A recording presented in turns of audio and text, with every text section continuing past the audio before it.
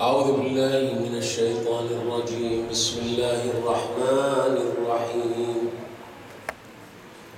والحمد لله رب العالمين،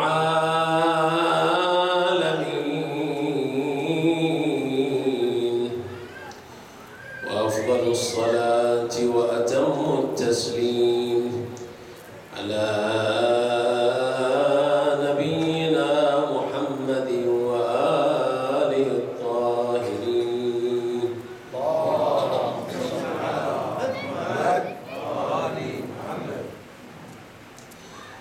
السلام عليك يا سيدنا ويا مولانا يا أبا عبد الله. السلام عليك وعلى المستشهدين بين يديه. ما خاب من تمسك بكم وأمن من لجأ إليكم. يا ليتنا كنا معكم فنفوز فوزا عظيم.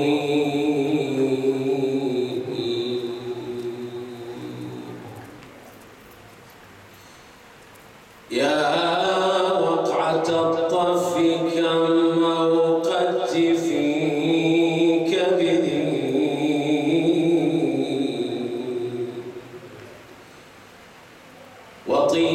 وطيس حزن ليوم الحشر مسجورا، كأن كل مكان كربلاء لدى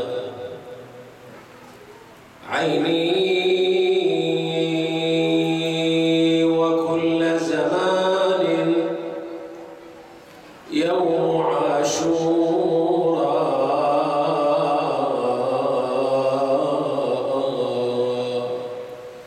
لهفي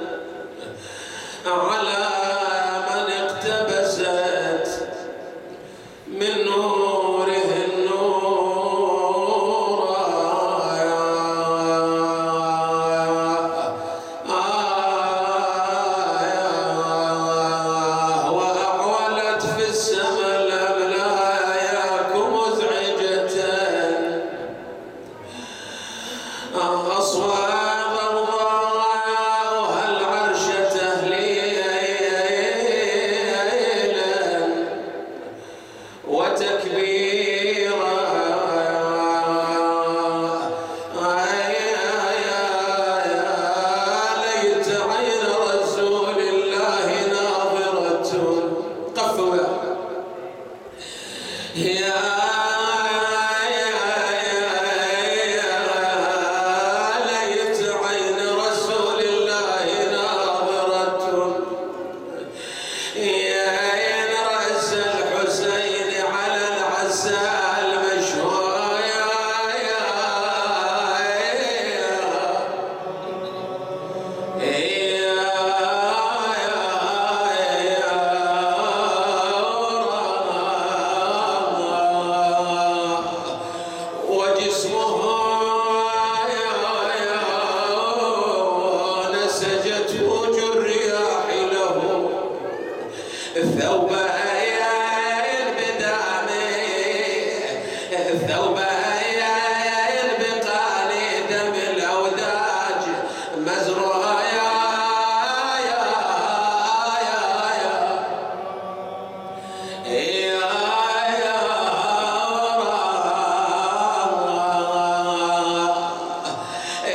يبقى ملقا يعز على الموالي، إن يبقى ملقا بلا دفن فإن له،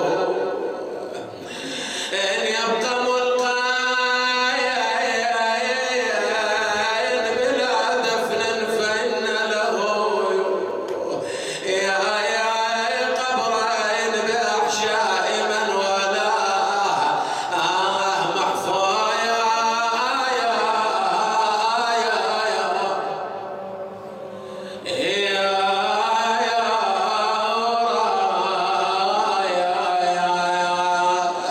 لم يشفي أعدايا مثل القتل فابتدرت تجري على صدره الجرد المحاضية،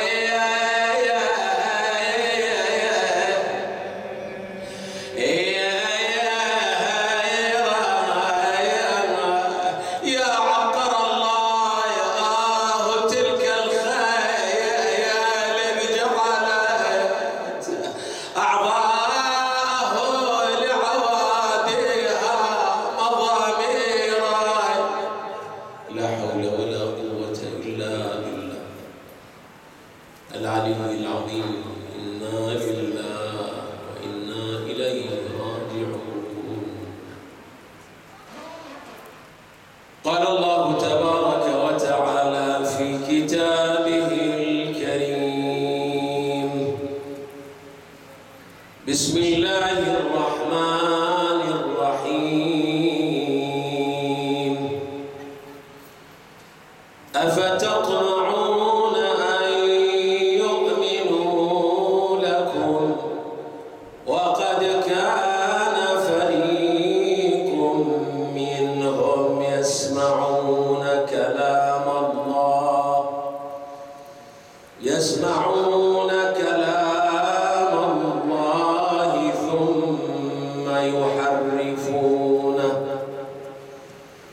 ثم يحرفونه من بعد ما عقلوه وهم يعلمون.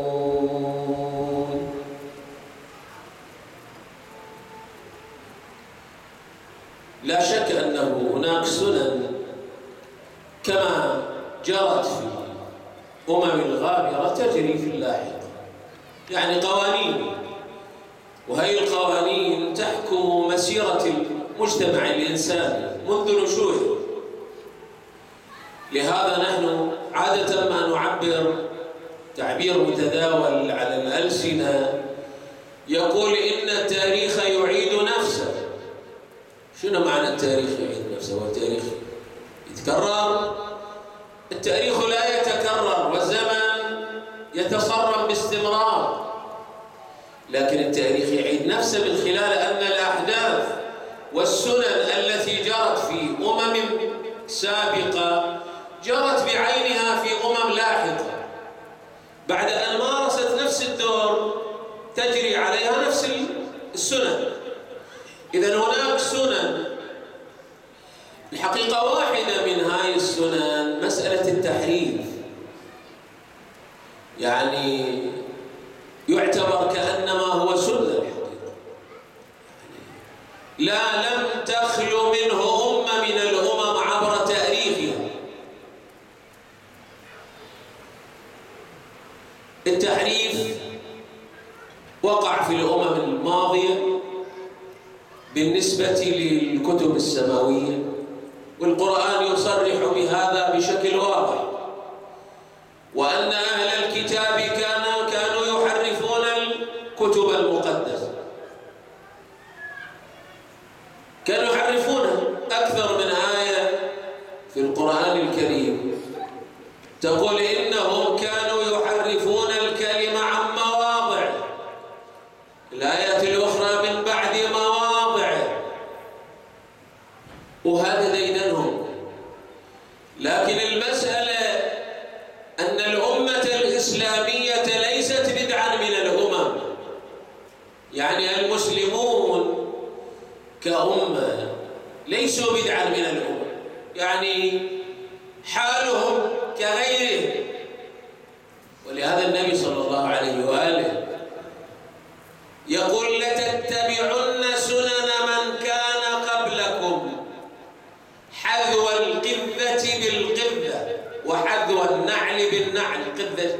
سهم ما شايفين بيه ريش، الوحدة الريشة هاي اسمها قذة.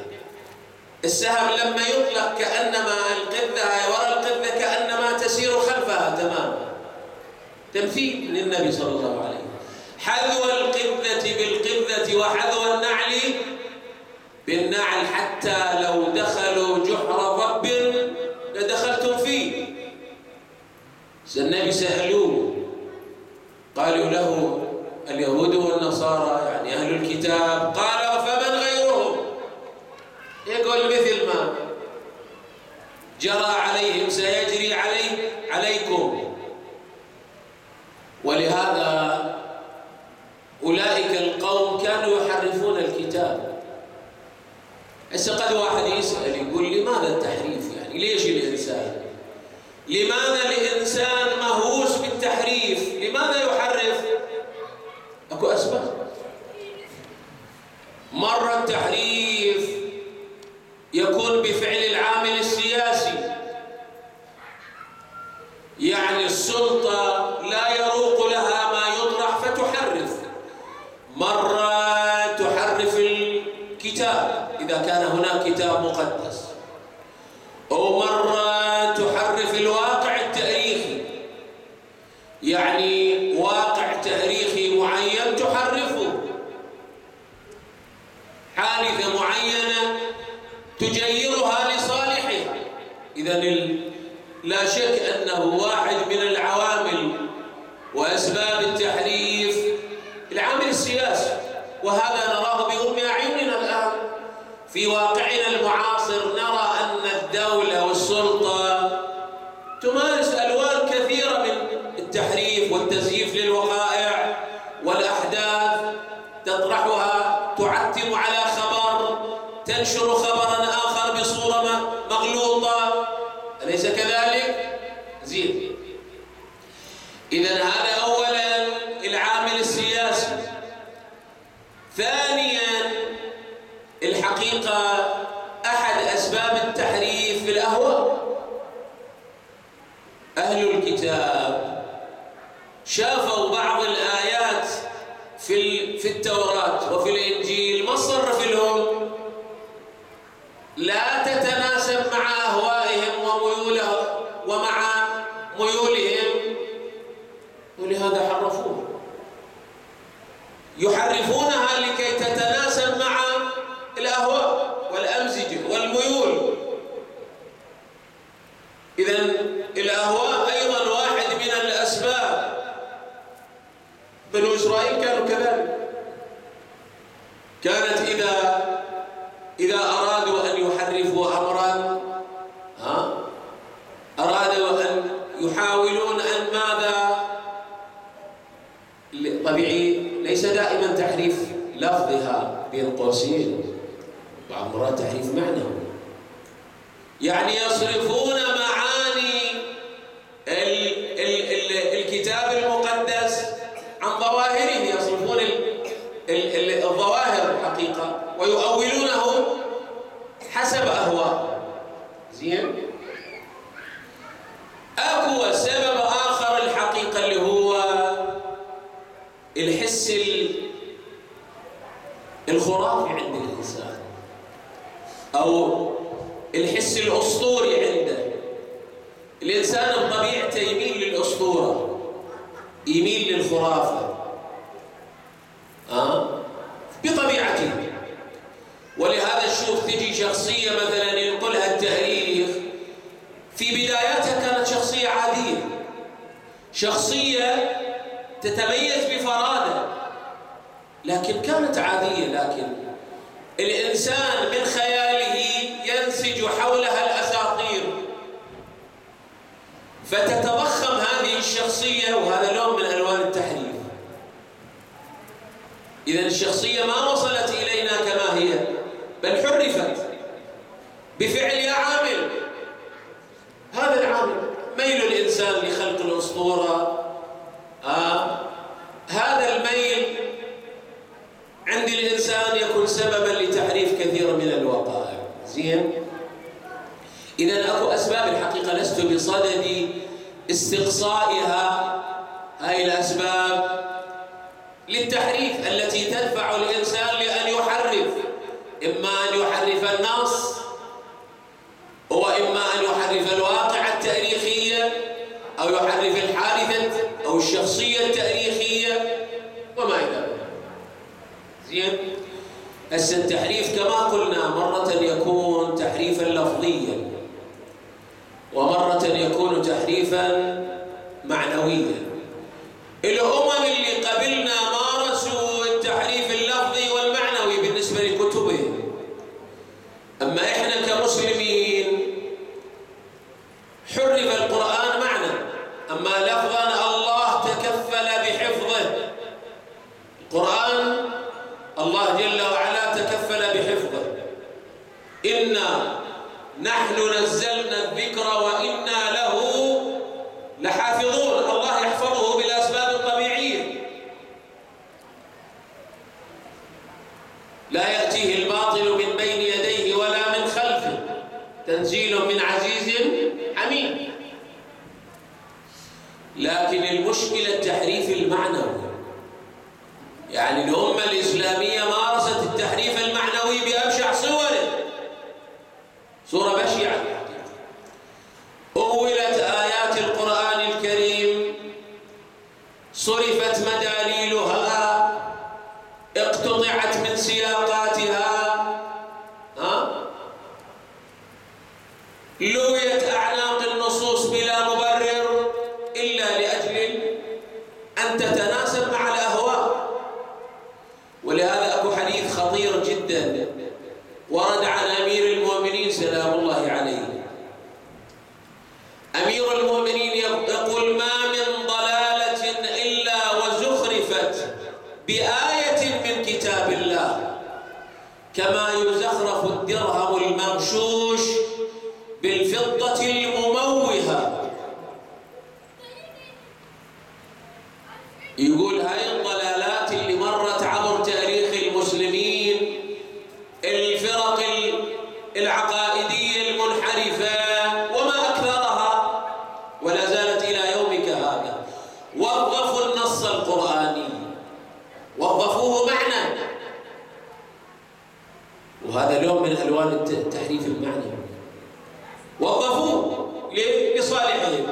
يعني مثلا هذا اللي يعتقد بأن أفعال الخلق مخلوقة لله، وأن الناس المجبرة رأسا راحوا للآية: والله خلقكم وما تعملون. يا الله خلقنا وخلق شنو؟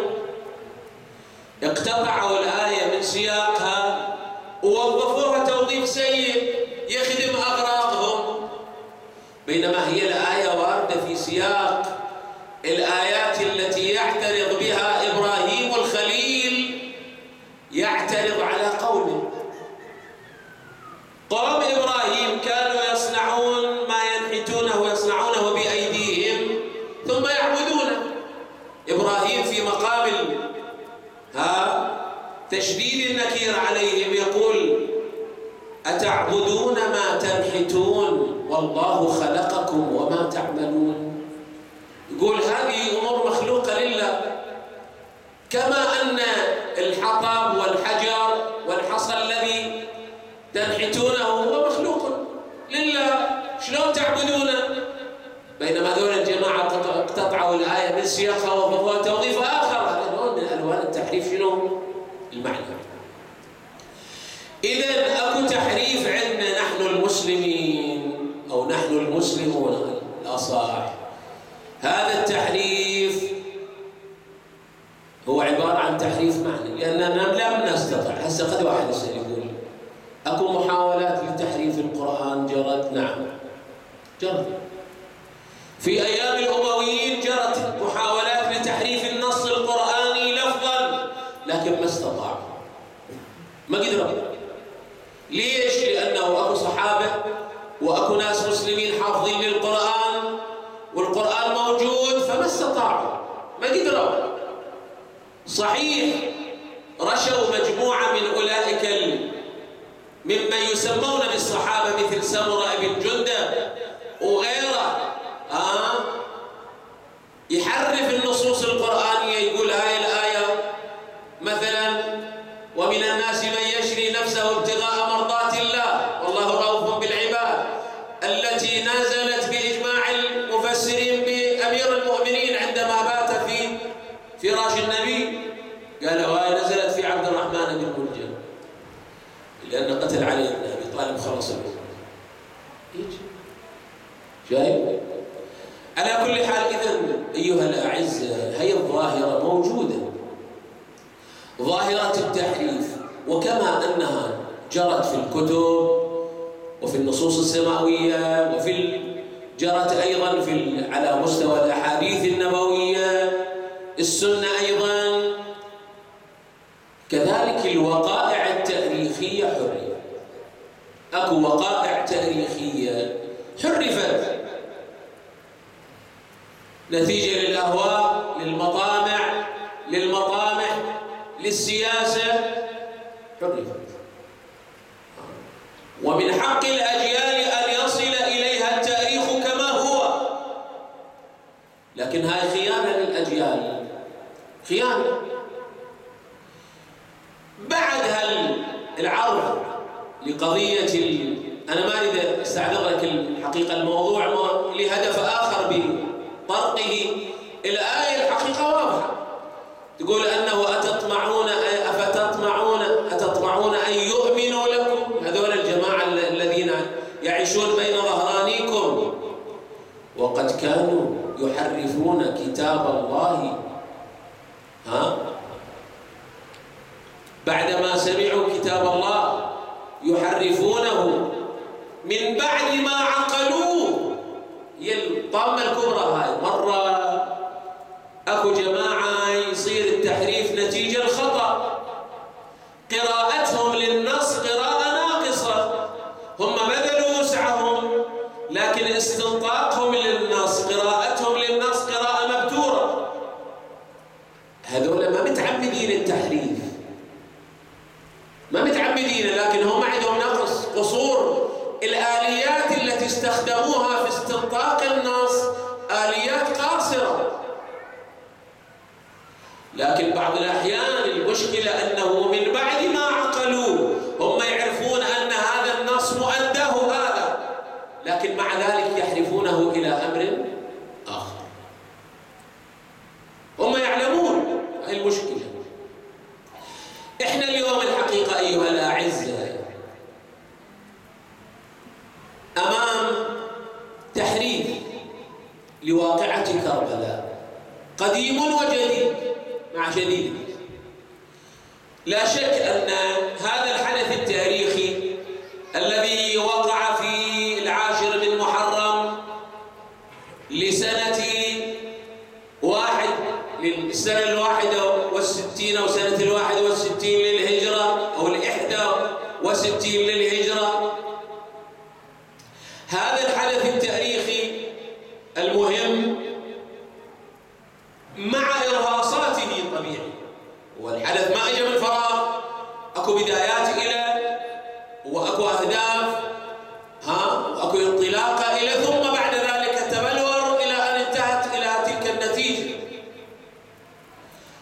هذا الحدث التاريخي الحقيقة حاول الأعداء تحريفه من البداية.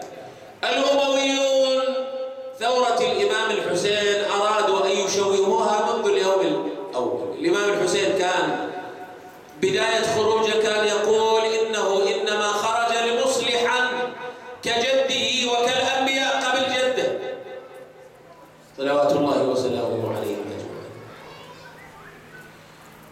وإنما يريد أن يأمر بالمعروف وينهى عن المنكر ويسير بسيرة جده ويرفع عن هذه الأمة الحيف والظلم الذي لحق بها نتيجة 20 سنة من الحكم الأموي، الحكم الغاشم الذي قتل الأبشار وعاش الناس في ظله الفقر والعصبية، وأعادوها بالتالي جاهلية جديدة ألبسوها رداء الدين. هي جاهلية ألبست رداء الدين من جديد. شنو أول تحريف؟ قالوا إنها أنها خروج على الحاكم، والإمام الحسين خارجي، وهؤلاء خوارج اللي كانوا لما دخلنا بنات رسول الله إلى الكوفة كانوا يقولون هؤلاء سبايا خوارج. يعني أول تهمة الخروج يعني، والخوارج كانوا في ذلك الوقت مغضوب عليهم كما تعلمون، ومشردون، كانوا مشردين في الجبال. قالوا هؤلاء خوارج، لكن لم تصمد هذه الفرية، واكتشف العالم آنذاك مدى هذا الظلم الذي مارسه الأمويون والإرهاب تجاه أهل البيت، ومدى الدموية التي مارسوها ضد أطهر بيت على وجه الأرض. العالم اكتشف الحقيقة مباشرة. إذا لم تصمد هذه الفرية أمام الواقع. ثم بعد ذلك حتى في زمن السلطة، حتى في زمن العباسيين، استماتت في تغييب الإمام الحسين. ما يريدون تواصل بين الجمهور وبين الإمام الحسين، ما يريدون تغييب هذه الواقعة، إنهاءها بأي طريقة لكي لا تتصل بها الجماهير. زين، واستمر الوضع إلى أن جاءت قراءات للثورة بعد ذلك، وهي قراءات البعض منها مغرض، والبعض منها مثلا بحسن نية. هذه القراءات لا تخلو من تحريف ومن تشويه لثورة الإمام الحسين سلام الله عليه. أولا البعض صور هذه الثورة بأنها نزاع بين أسرتين،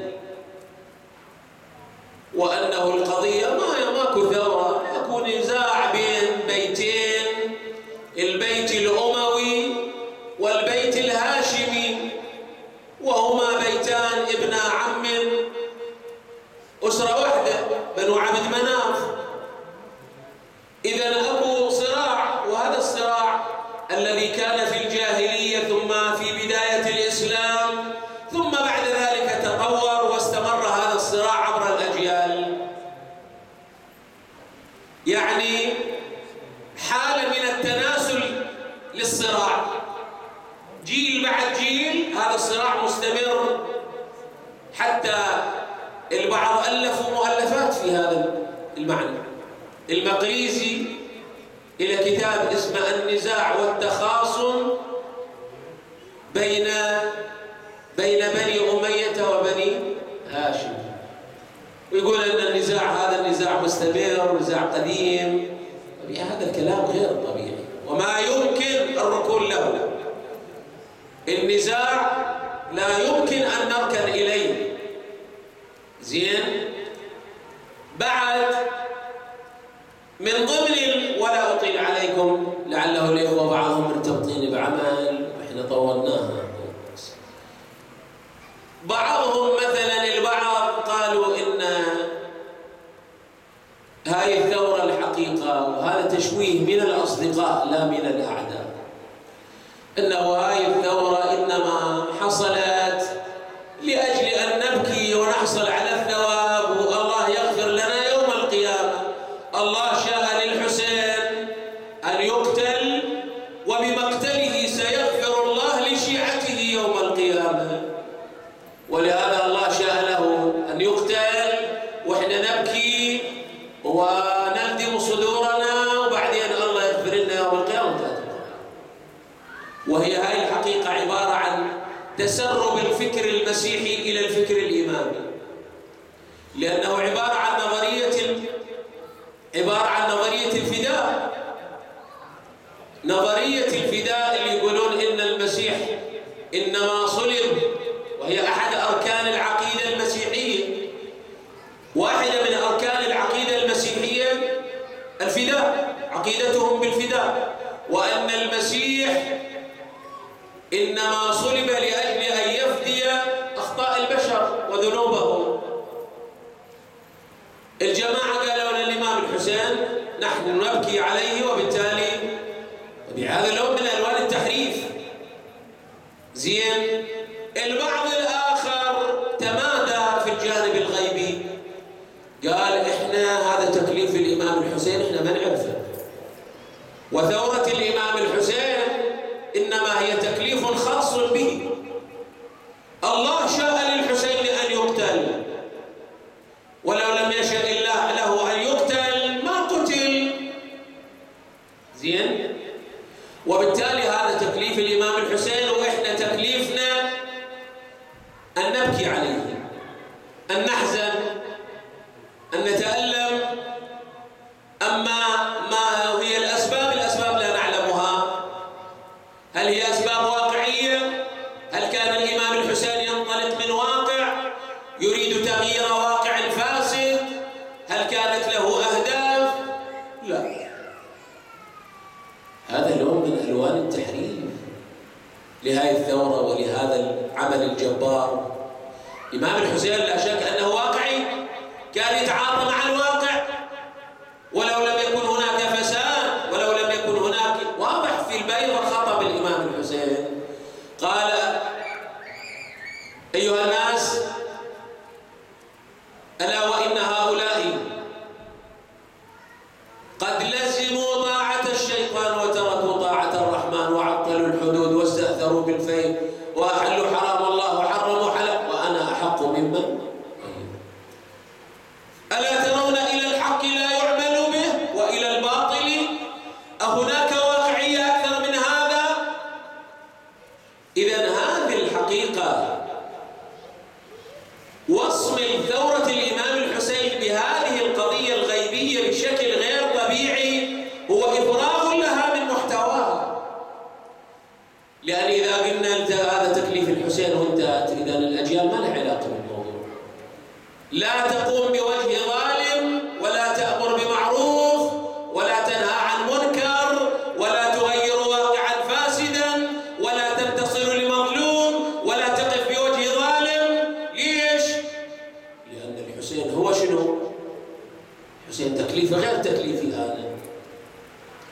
وهكذا أيها الأعزاء، لا أطيل عليكم أنتقل للمصيبة. إذن يجب أن نراجع حساباتنا في ثورة الإمام الحسين بالنسبة لهذه الثورة. أي الثورة إنما قامت وفق أهداف ورؤى كان يراها الإمام الحسين لا يراها غيره في ذلك الوقت، ظلم وحيف، وكان الهدف منها التغيير، وقد حدث بعد ذلك التغيير، لأن هذه الثورة كانت نبراسا لما جاء بعدها من الثورات الأخرى. لهذا اليوم احنا تمادينا في هذا التحريف حتى وصلنا إلى ما وصلنا إليه. بدل أن نعذر الحسين كثائر هدفه تخليص المظلومين مما لحقهم من الظلم والعنت، هدفه إقامة الحق والعدل، هدفه الإنسان بالدرجة الأولى، لا، نطرح القضية بشكل غيبي، بشكل غير واضح، بينما يفترض أن نطرح هذه الثورة بشكلها الناصع، ونرفض ما علق بها من غبار التحريف والتزييف من الصديق والعدو. هذا واجبنا أيها الأعزاء. أما الثواب، لا شك الثواب محرز، والروايات عندنا تقول لكن الثواب لا ينفي أن لثورة الإمام الحسين أهدافا، أليس كذلك؟ اليوم نواجه الحسين أيها الأعزاء، الإمام الحسين بأبي هو وأمي. عادة ما زار جدة رسول الله، احنا نقرأ الليلة الثانية نقرأ زيارة الإمام الحسين لجده رسول الله. أراد أن يجدد العهد بقبر جده رسول الله، ثم ينطلق في هذا العمل الثوري العظيم ليبقى نبراسا للأجيال عبر تاريخها، تستلهم منه دروس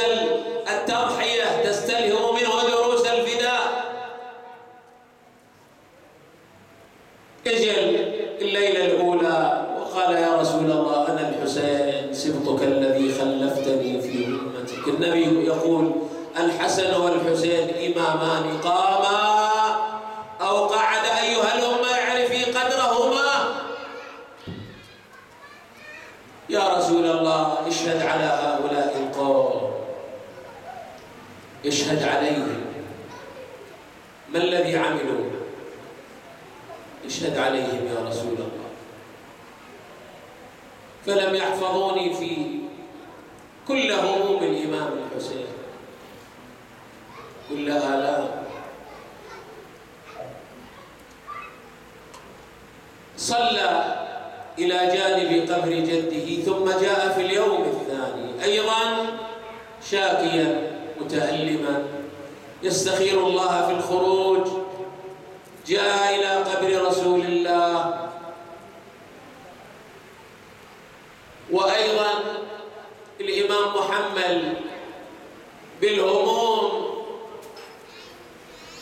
ضاق صدري من الهموم. لو أنت بنزله بالحكي نزله، بالنعي ارفعه، اللي على بالحكي نزله، بالنعي ارفعه. ضاق صدري من الهموم وجئت الآن أشكو إليك يا رسول الله، أشكو إليك بعض الهموم. الله يعينك يا رسول الله، وأنت تودع فلذة كبدك. أبو عبد الله الحسين. صلى الإمام الحسين إلى جانب قبر جده، ثم إنه دعا الله قال اللهم إنك تعلم أن هذا قبرنا، إن هذا قبر نبيك وأنا ابن بنت نبيك، وتعلم ما نزل بي، فأسألك بحق هذا القبر ومن فيه إلا ما اخترت لي ما هو لك رضا ولي رضا ولرسولك رضا. ثم إنه غفى، هومت عيناه على قبر جده رسول الله. رأى جده في رعيل من الأنبياء، هو كالتائب من الملائكة بين يدي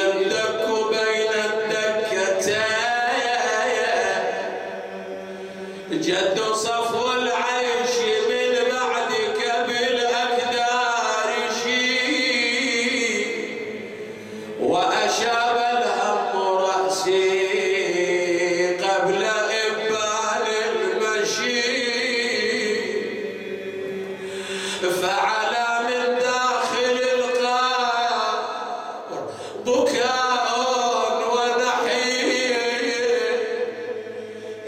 وانا حنين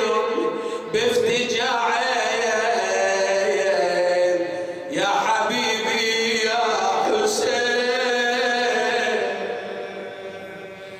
أنت يا ريحانة القلب حقيق بالبلايا إنما الدنيا أعدت لبلاء النبلاء لكن الماضي قليل يا أبا عبد الله لكن الماضي قليل بالذي قد أقبل فاتخذ درعين من حزم وعزم سابغين عظم الله لك الأجر يا رسول الله ولهذا أقول سيدي يا رسول الله ليتك حاضرا زينب وهي تنادي يا جداه يا رسول الله صلى عليك مليك السماء هذا حسينك بالعرايا مقطع الأعضاء مسلوب العمامة والرداء وبناتك سبايا إلى الله المشتكى وإلى محمد المصطفى وإلى علي المرتضى وإلى فاطمة الزهراء وين يا جدك ويوم شوف حسين مذبوح على الشاطئ وعلى التربان مطروح يا جدي من الطعين ما وقعت بيروح يا جدي من العطش قلبت تفضل يا جدي ما واريدك تجاوبني يا جدي ما يتمحد وقف دونه ولا نقاض مضلع عيونه يا وحد عالج ومن خطأ يا فلان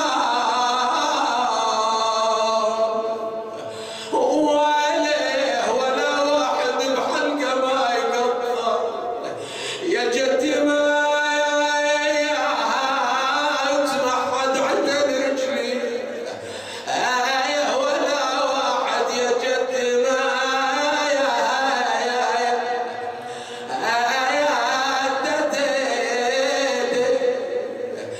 وحيد عالج ومحد قرب ليه يحط نظلال يا جدي من الحار بعد انقل لك هالصوره وانت تمسك الدعاء جميعا بعد يقول الراوي لما دخلت زينب الى المدينه وبحال دخلت بتلك الحاله المؤلمه دخلت وقد فقدت اخوتها وابناء عمومتها وجاءت شاكيه اخذت بعضادتي باب مسجد رسول الله ايش قالت يا رسول الله اني ناعيه اليك ولدك الحسين عظم الله لك الاجر يا رسول الله بولدك ابي عبد الله بريحانتك من الدنيا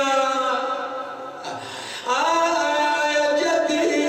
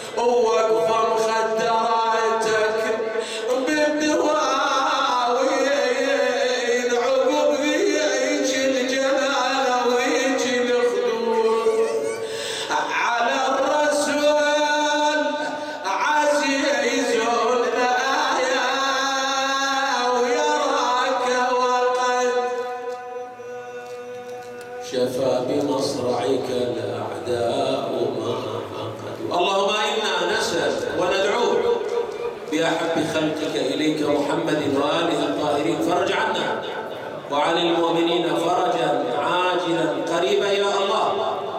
اللهم انصر دينك، أعز دينك، من أراد الإسلام بسوء فأرد، من كاد المؤمنين فكد. اللهم تقبل أعمالنا